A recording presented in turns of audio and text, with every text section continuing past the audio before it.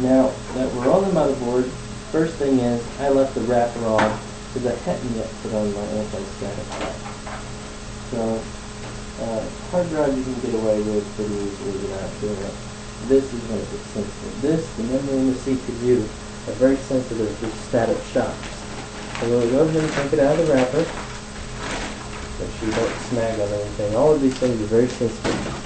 So what you'll find on these, there's little holes, little holes right there, and there, and in the middle. There's 6 of them. So you have to find out if they've got it all lined up appropriately. And a good thing to make your mark on is all these things where your speakers and everything are going.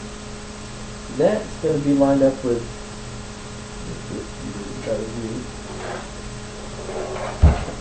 it's going to be lined up with this spot right here. So as I move these, any cables that are in the way, this is, when it comes useful that you move them. Go ahead and see how your fit's going to be and where your standoffs are. That's what those little golden things are called, standoffs.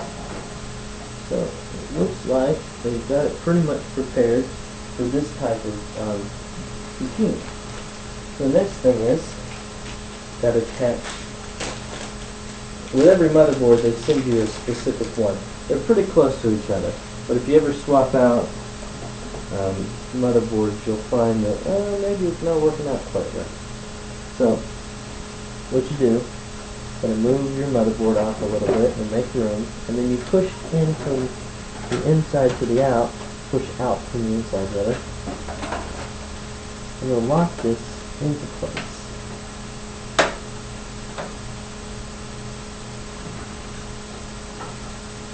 Now what this does is it provides a grounding opportunity other than just a standoff. So if you forget to do this, but your standoffs are in place, you're usually okay.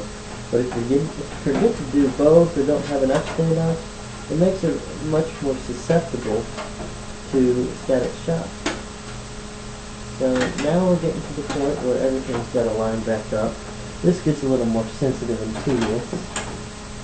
Make sure that you don't put anything. See, this is on backwards.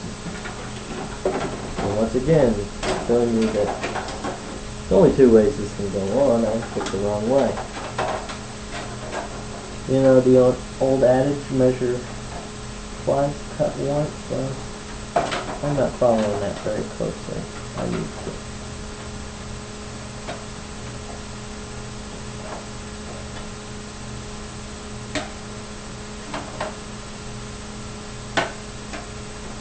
Usually these tedious parts I like to cut out, but it can show you how long some of the simpler things can take if you don't take the time. So it's a good learning lesson. We're getting it pretty good there. Got to make sure that it's not bubbled up in one spot or anything like that. So now, just slide in a little better there. Basically line everything up on the standoffs and push everything in.